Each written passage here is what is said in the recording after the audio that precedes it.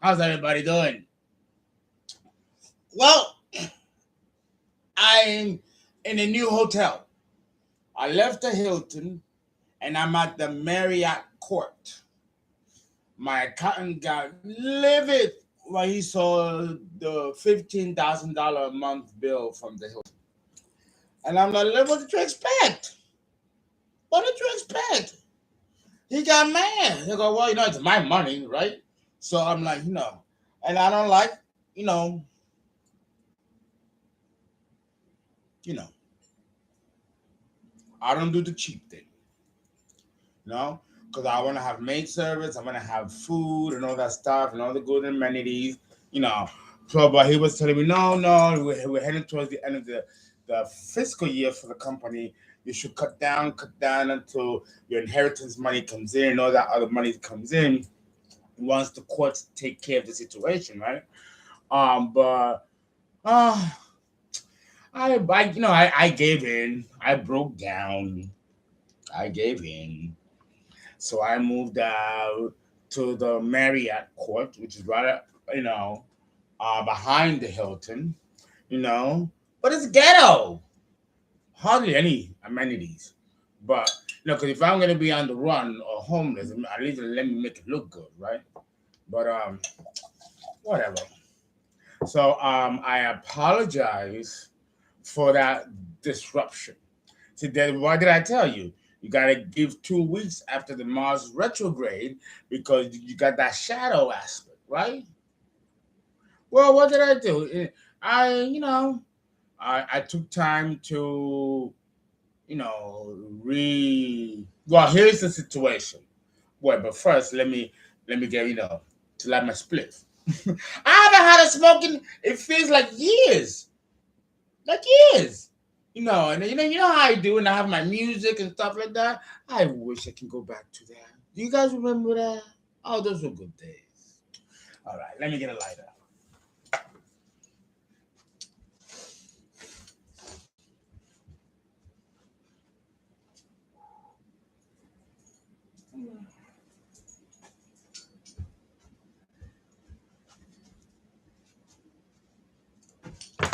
Well, I took, what the fuck fell? Of course. Oh, my speaker. When I put my music, yeah, I haven't had time to listen to music like I used to. Oh my goodness, I've been hit so badly. With witchcraft and all that kind of stuff. And evil people trying to take me down and all that shit. But what I like about this is that we had talked about this. Remember? We talked that this was going to happen. The Saturn return. Now you understand why people don't like, astrologers don't like dealing with Saturn return? Now do you see why? Mm-hmm. Because, you get attacked. Death threats, all that people try to kill you, they try to destroy your company, and I've been through it all. I'm a quarter of $250,000 in the hole from all the money that's been stealing from me, my heritage being stolen from me, and the lawyers and fees. $250,000. Tell you, more money, more problems. And you look at me and you think I'm like, an average guy with a meager $200 a week. You know what I'm saying? Living off donations. You know what I'm saying? People keep telling you have to, if you're going to be a wealthy man or woman, you guys, my subscribers, learn from Uncle Fernando. You've got to develop a sense of detachment when it comes to money. Money is a vehicle. Money gets you things, brings you things. Here they are again, taking pictures. It brings you things, gets you things. It does. But money in and of itself doesn't mean anything. Look at what's happening in the Ukraine. A devastation with what's happening in that country, to that country. And Vladimir Putin, ooh, he's gonna get it.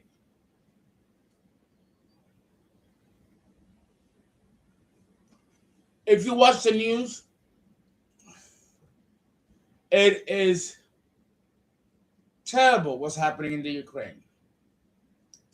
But fuck that. Let's look at Florida. I keep trying to tell you guys, Florida is in bad trouble. I keep having these visions.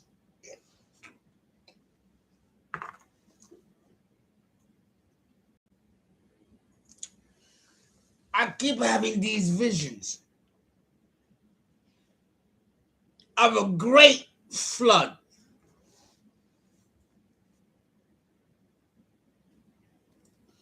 Now, we know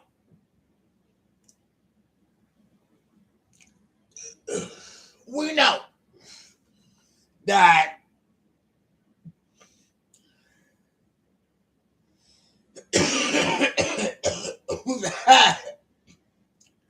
it's good too. It's good. It's this is Texas Houston weed. With my California wine. We've already had. Okay, camera here. We've already had a great flood.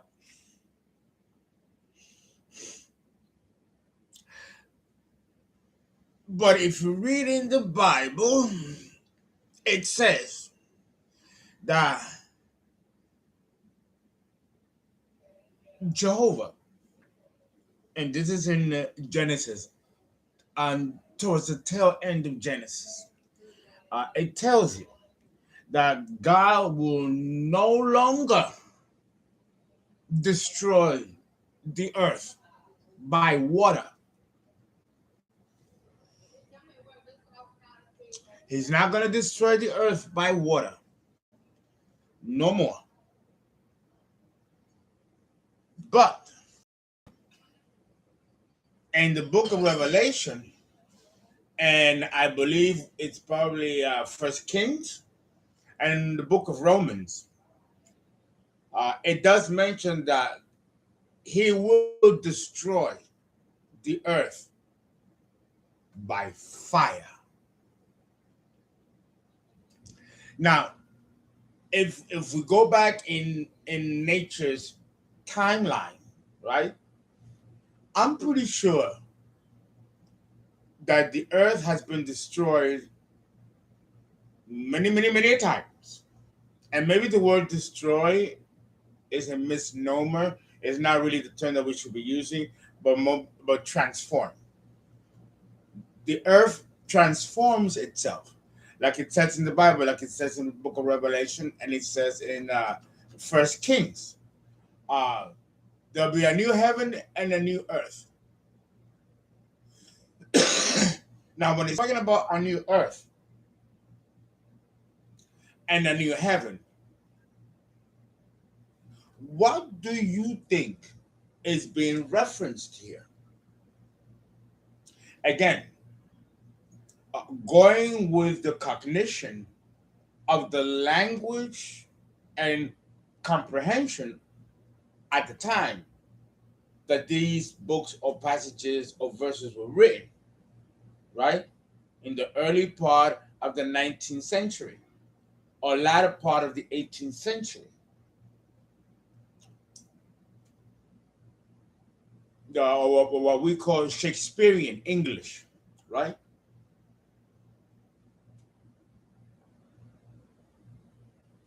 we have to look at the situation in a scientific way. A new heaven and a new earth. And then I'm going to go and jump and talk about the galactic center and what that's about, and the change and the big rift occurring in the arm of Sagittarius. The umbilical cord, right? Supposedly the cosmos.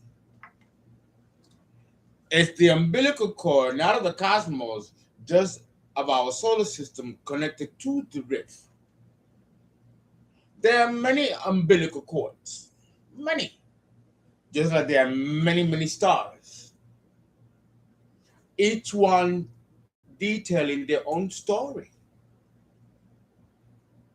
each one having their own tree of life, their own DNA, their own everything. It's not like ours. We are one DNA strand in the grand scheme of things. And maybe the star system that's right next door to us has another. Remember, I have mentioned to you, let me see if I have it here. Oh, yeah, here it is. Remember this? Let me show you. Right? Remember I show you this? I don't know if you can see because it's so fucking bright. I can barely see myself on the screen. It's like day blindness. I cannot see a thing, not even myself. Okay. See all those little dots? That's the Milky Way, right? The spiral universe, right? It's interesting that if we are right here, right here, then there's so many other suns surround close to us. That could be a couple of 2 or 3 light years, 3 or 4 light years, maybe. We don't know. How come we don't have beings visiting us from these nearby solar systems? They all clump together, right? Billions or trillions.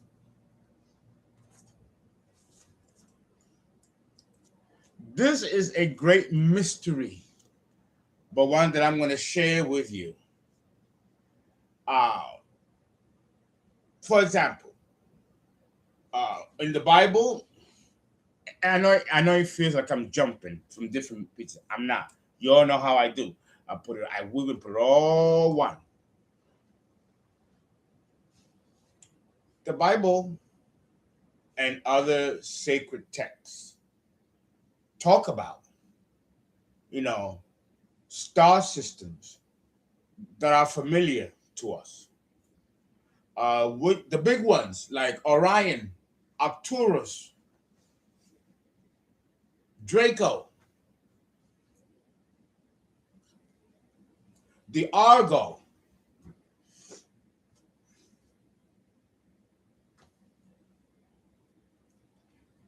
and Cyrus, a planetary system, whereas the other names are of constellations and star system. But it also does talk about particular planetary systems. Arcturus and Cyrus are examples. Cyrus is 8 light years from Earth. Now, a light year is 1,677 miles, human miles. That's a light year. Thereabouts. You multiply that by 8. That's, even if we're talking about close to 16, well, not close, it's over, but I'm round off because I'm not adding the 77, 600, 15, 1,677. So I'm using 15 and dropping the 177, but it's a fraction, how I do my math in my head. We're talking about minimal 16,000 miles. So from New York to California is about 3,000 miles. That's a light year and some change. So maybe going around the globe, the circumference of our planet might span more than 16,000 miles. Just to give you a relativity of a perspective of time. So Cyrus is 2 revolutions of our planet away. That's not unimaginable. You can actually figure it out and calculate it in your head. But if we're talking about 300,000 light years, this is a mathematic that you just cannot conceive in your head. The chalkboard will be from here all the way over here to do the math, to figure that shit out. Yet, there is a state of evolutionary development that our solar system, our planetary system, shares with the rest of these other solar systems in the same Milky Way galaxy. So our rate of development, as we know it now, is the same rate of development with all these other clusters of stars. Because we are in the Milky Way. The Milky Way has its own evolutionary journey, its own evolutionary signature. So these solar systems or star suns share in that evolutionary signature of the Milky Way. But that doesn't mean that it's the same evolutionary signature. If we're talking about Andromeda, the galaxy right next door to us. And we have just as many billions, if not trillions, of galaxies as we do billions or trillions of stars. What's the difference?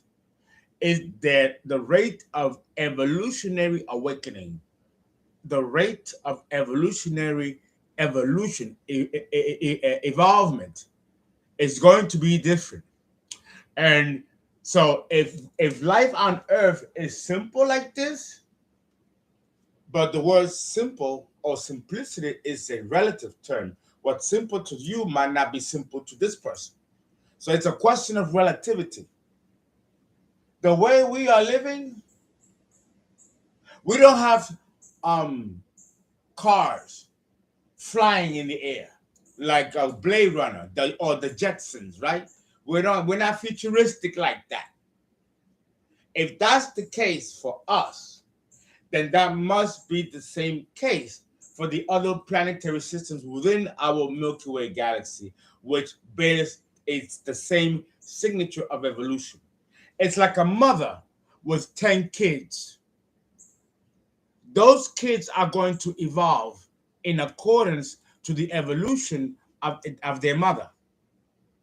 If their mother is some basic bitch, basic, those kids are going to be basic and they're going to grow and evolve to a minimal evolution, not that much more than the mother.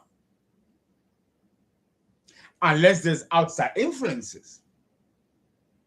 So if the mother was a woman that was glam, made up her hair, had expensive makeup, and still got on the kitchen to cook the bacon, fry it up in the pan, then those kids are going to grow up to be just like her and weave things in such a way where they make things easy and they evolve and make it better than she.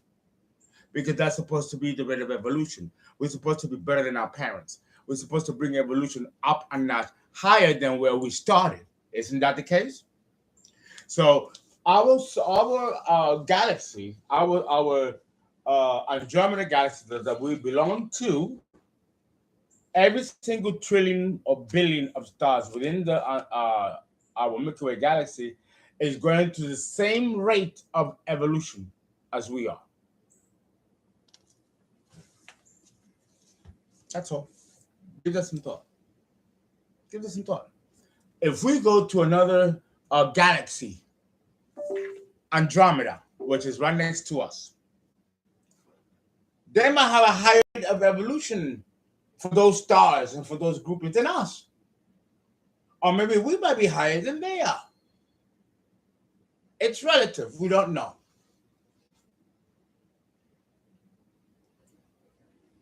We don't know because it hasn't been open to us to know, unless those who are initiates and occultists that are giving a heads up as to these mysteries. And this is the reason why maybe, because at this point it's conjecture, maybe that's the reason why we have not been visited by extraterrestrial beings within our own cluster and star system, because we're all in the same kind of like nursery, evolving together. We don't know if the other galaxies, which have maybe more advanced nurseries than us, are on a higher level of evolution than us. We don't know. But there has to be an intrinsic reason why we have star clusters and constellations and why they evolve at the same rate. And you know what makes this argument very compelling is the fact that we have not had a supernovae in our Andromeda Milky Way galaxy, our Milky Way galaxy. We have not had any supernovae, which is the birth of a star and the birth of a new evolutionary journey of a star that can eventually become a constellation, a cluster, or maybe even a galaxy. That's way, way going backwards in time from the very beginnings. Supernovae occur in situations where we have nurseries of beginnings of star formations. But that's not the case with the Milky Way galaxy. All our stars are formed, made. There are no supernovae. There is no need to go backwards and start over. It's that we already have the clusters of stars that we need. So therefore, the rate of evolution has to be relatively the same. It's mathematical. And if that's true of our galaxy, then it must also be true of other galaxies.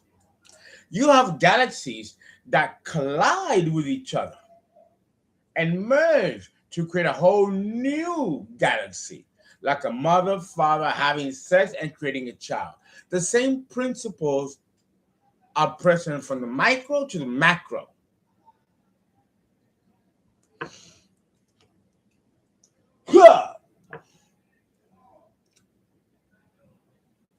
Let that sink in. Or I pull another spliff.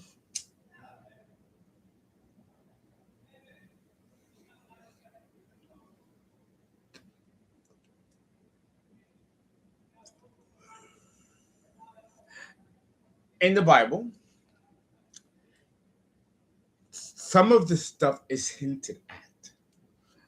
All you have to do is read the book of Matthew. I like the book of Matthew.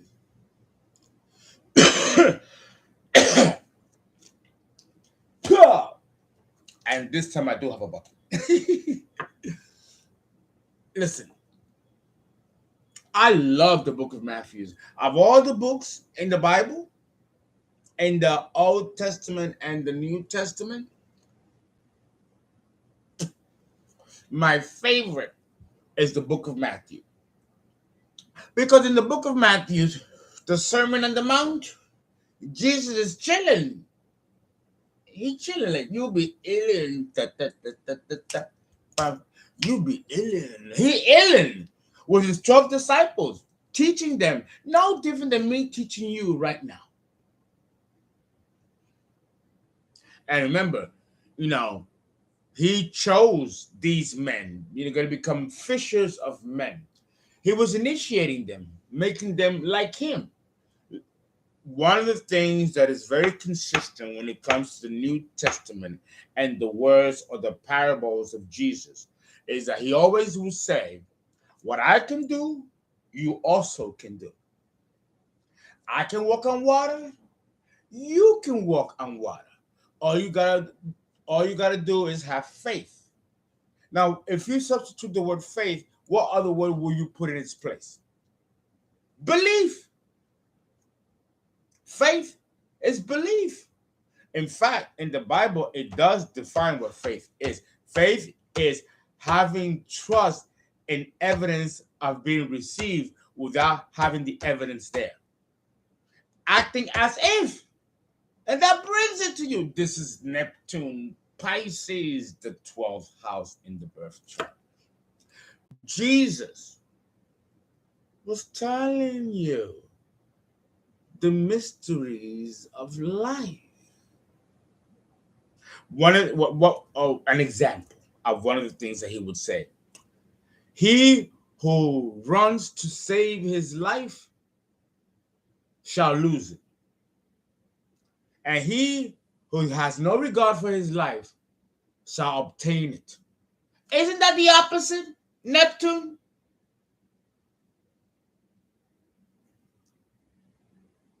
Come on.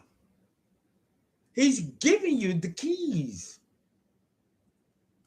But he has to do it in parables because, the church is looming and watching and looking and singing and looking and watching and stalking and feeling. The church is out there, tweaking, thirsty to kill anybody or squash any regime that defies its authority. And he wants to have the sovereign right to determine the rules spiritually of the incoming age, which at the time was Pisces. So understand that the mysteries of reaching divinity were being given to you right in your face. So just like the disciples were recruited and were becoming initiates, you are becoming initiate. You have been ever since you've joined my channel. And each one of you are a potential of a supernovae. Well, I would say supernova because it's one. Novae is plural. Each one of you subscribers, my subscribers, represents the germinal seed of a supernova. What does it say in Genesis, going back to Genesis? Hence, man has eaten from the tree of life. If he eats from the tree of knowledge, he shall become as one of us, as God. It's in Genesis, guys. It's in Genesis. So the primordial fear is for us to awaken to our divinity. Because if we do that, we become gods. And guess what? We get to overthrow Saturn. The cycle repeats itself. Did you think Saturn get his position nobly? He had to castrate and overthrow Uranus and took over. You don't think at some point someone is going to rise from the ashes? These are the examples of the epic stories of the hero and the anti-hero. Homer's The Iliad, or Virgil's, the Iliad is Homer. The Aeneid is Virgil. But they're talking, one is Roman and one is Greek. They're talking about the same anti-hero, hero, anti-hero story. He who rises out of the population and defies the god and then becomes God. That's Hercules. That's Pegasus. That's all. If you go to every culture and race, there's a hero and an anti-hero. And the hero wins by defeating the god and becoming God and placed among the stars along with the Clash of the Titans, 1980s movie. When the movie ended at the end, Hercules earned a place in the stars. Hercules, a constellation. He became a god by transcending animal, the human, and then conquering the existing god, which in this case were the Gorgons, right? And then become God. You don't think that's the same situation going on today? It's the same situation. We're here to learn to evolve and master our animal nature so that we can become human, and then from human go back to becoming God. But we have to get past Saturn. And Saturn ain't gonna make it easy, Jehovah. Ain't gonna make it easy. That explains the Tower of Babel, why he struck man with different languages, that he stopped man's development there. And what about the garden? When the serpent tried to warn us, and then he cursed the serpent and threw us out of the garden and gave us coat to skin and carbon matter. It seems like at every turn, the Jehovah tries to curtail man's progress, and there are helpers that come, the watchers, people that come secretly to help us and break out of the chains of the demiurgic God. If you look at it for its bare essence, this is what it's telling you. And this same story repeats itself over and over and over again throughout the ages, but with a different God. We've approached a new era. We are entering a new age.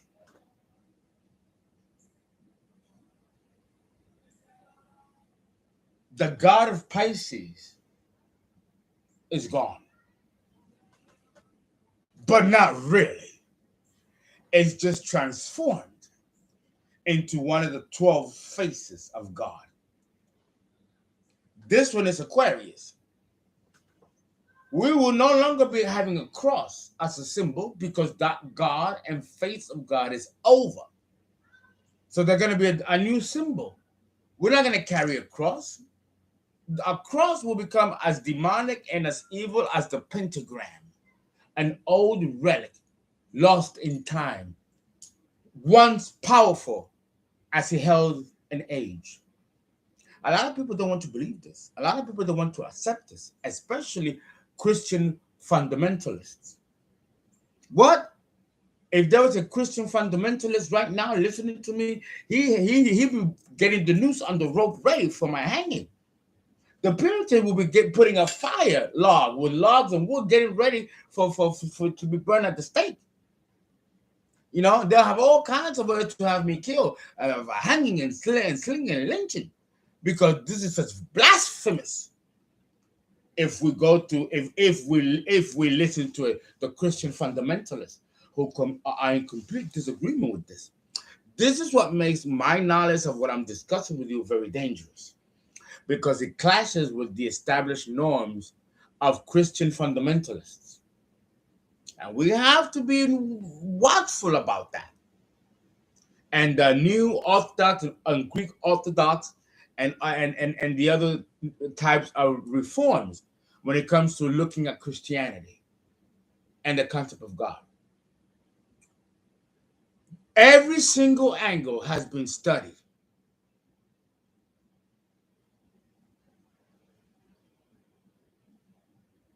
Every aspect of the Bible and God and Christianity and the concept of religion and faith and spirituality has been dissected and broken down in every possible way. From the Mormons to the Sun and Moons.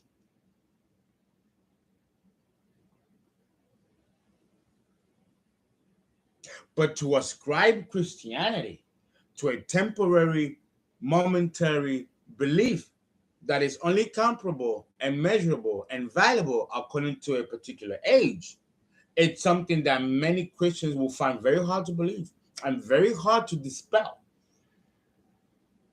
Can you imagine being born a Christian, being raised a Christian your whole life? And then being born, of course, at the tail end of the age. you experience and witness the ending of our age, only to see and usher a new age with a new philosophy, which also includes a religious bent that may not be the same as what you knew growing up as a Christian under the Piscean God with a cross on your neck. All that changes. And there are people who are terrified of releasing those beliefs to the point that they will kill you, create wars or revolutions to hold on to those beliefs. Because if those beliefs are transmuted in some way, because nothing is fixed in stone, right? Then we're going to have hundreds and thousands of humans lost in humanity because of the rigidity, fixity of their belief of an inflexible establishment of a deity that doesn't move. Yet everything in nature moves. The wheels of the heavens move. The earth rotates on its axis and then moves around the sun. Everything moves, including philosophy and concepts and belief systems. It doesn't stay or stand the test of time forever. It transmutes and changes along with the coming God, incoming God, and incoming themes that those gods represent. But this is something that, again, fundamentally is not spoken about in any biblical reference or sense. And even the priests and ministers and Baptists, and they don't talk about this. They don't talk about the fluidity and flexibility of the Creator having more than one face, but 12 faces, which represent each age according to the dictates of that age and of that God. We have not been taught this flexibility. We've been taught only the rigidity of one God, and that's it forever and ever. Alpha and Omega is the same one, no matter. No change, no variation.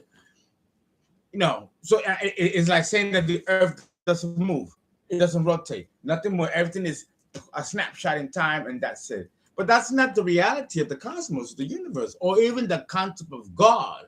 If we look at it from the sense that God is creative, innovative, ever evolving and changing. And if that's true in concept and in theory and in philosophy, then it has to be true in actual existential nature, which it is, because everything moves.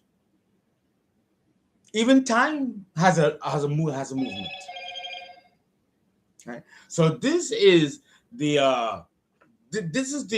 the clash that I see coming in the next couple of decades. You're gonna have those that are gonna hold on to the Christian ideal, even though they shouldn't, because because a new philosophy is coming in that has nothing to do with Jesus or Christianity. That belongs to the old Piscean system.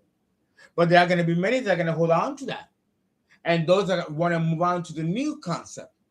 And that's going to cause a clash, a war. And I believe that it is this that will precipitate the closing of the age.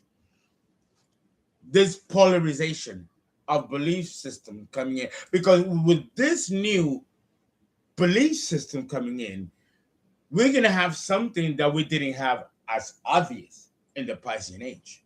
And that is the existence of extraterrestrials and them living, coexisting with us.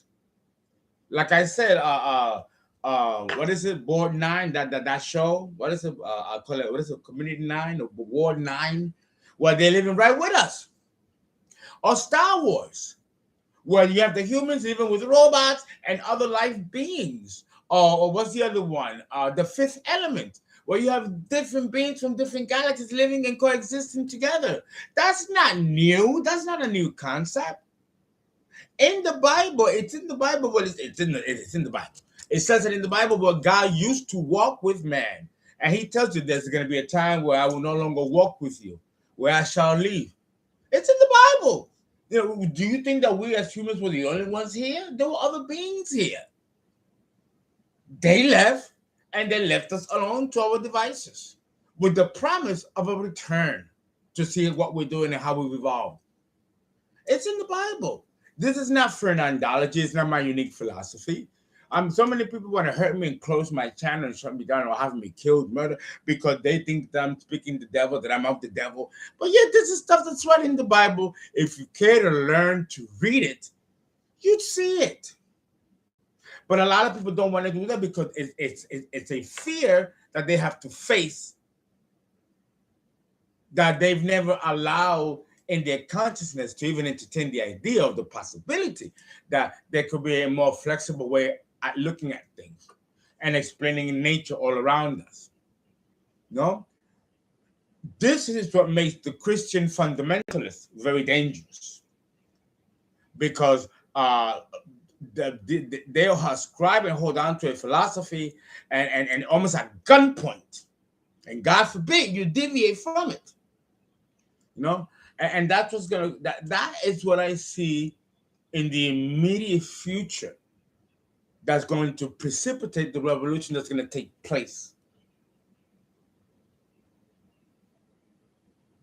on this planet the next coming decades.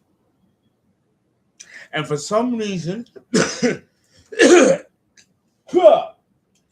will begin in 2024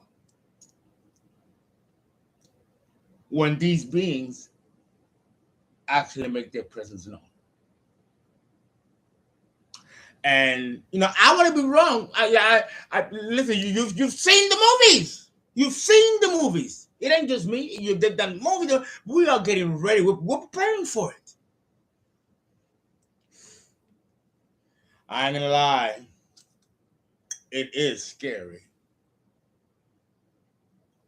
But it's only scary because it's something that we've never understood before. We've never experienced before. In reality, these are our space brothers.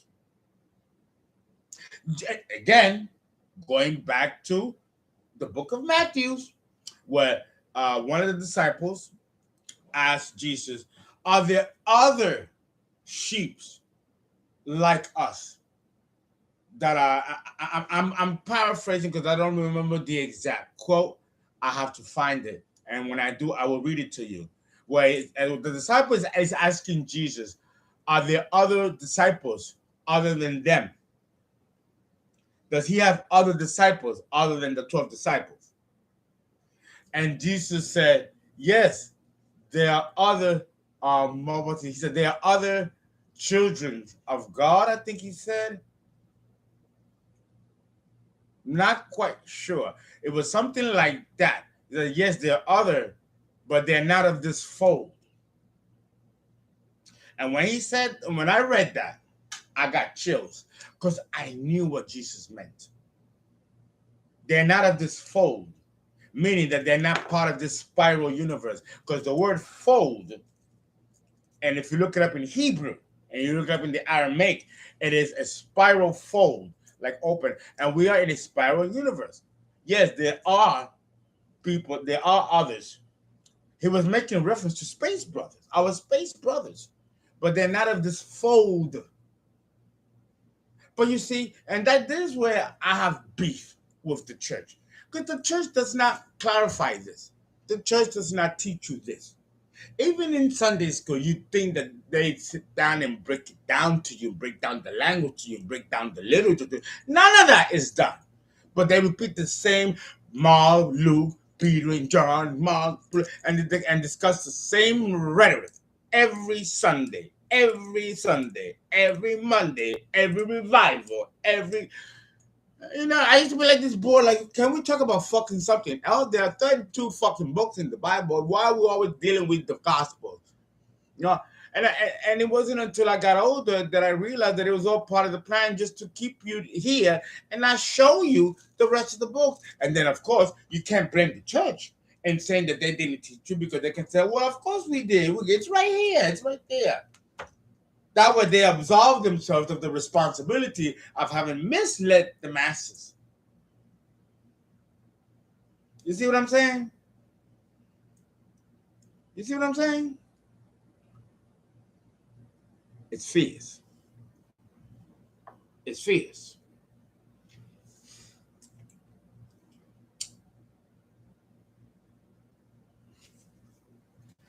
Like a real minister, I had an itinerary to discuss today with the Galactic Center and the Big Rift and ETs and their guises, but Spirit took over and made me talk about this, just like in the church. You know, I have a book here that was written by a subscriber, a client of mine. She successfully completed her Saturn return, and she wrote a book. Very successful. And I was in tears. I was literally in tears. I was in tears. I love to see my subscribers go from one day I wish I could write a book, and then bam, look, they wrote a book. Look at that. For sure a bestseller. Oh my God, I was in tears. And she's a single mother, and she's a lawyer. She's a lawyer, a black woman, a lawyer, a single mother, and she adopted a child, a troubled child. Oh no. And she had time to write this book. And I love this book. This book is called Dare to Express. Dare to express the real you. Ooh, listen.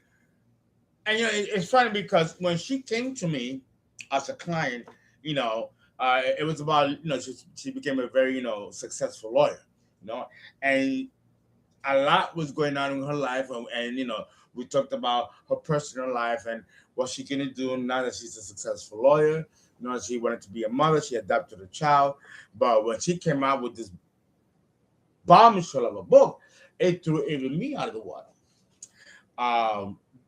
It's a collection of bold stories of brave women, all women, black, white, Latino, and it talks about their journey and their experiences. I recommend that you get this book, and I'm going to give you the link and the email of the author.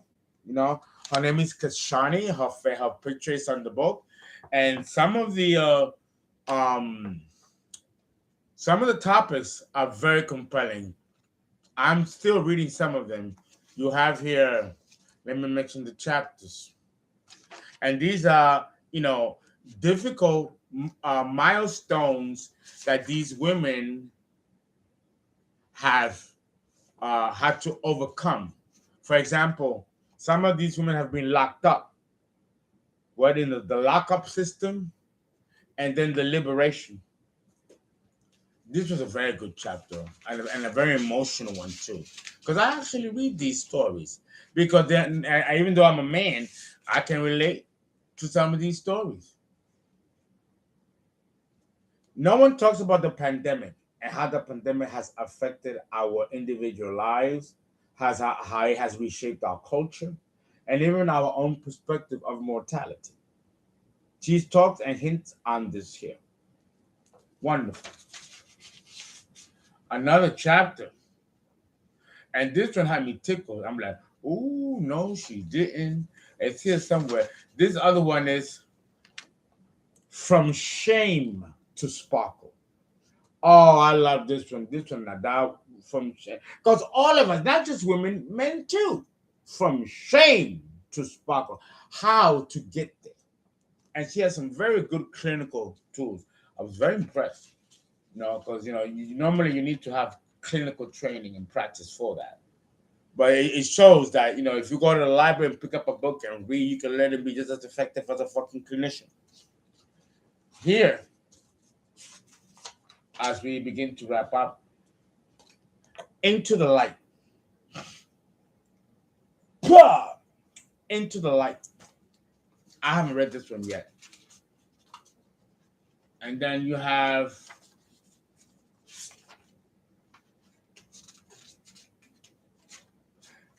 this one sounds really promising. I haven't read this one. Go within to heal. The power is inside. But I know that myself personally, right? Because this is very much on time with the things I've been going through and still am going through. And I have to go inward since I have no friends, family, nothing. All betrayed me over my money, stuff like that. No, you don't know who to trust, who to believe. You go inward. That chapter came right on time. Then here, mastering love. What is mastering love? What is that? What is that about?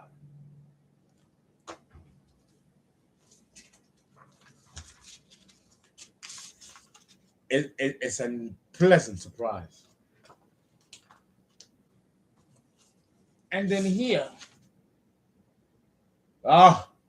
this one, I went, like I almost got an electric shock when I saw this one. I was like, I hollered and I said, wow, this chapter in this book also came on time. Self-loathing, lust, and an STI, and she links them all together. Fascinating work, a fascinating anthology. I can go on. Maybe one more. Look at this one. My work is my purpose. I connected to this one. I related to this one. I don't care how many death threats I get.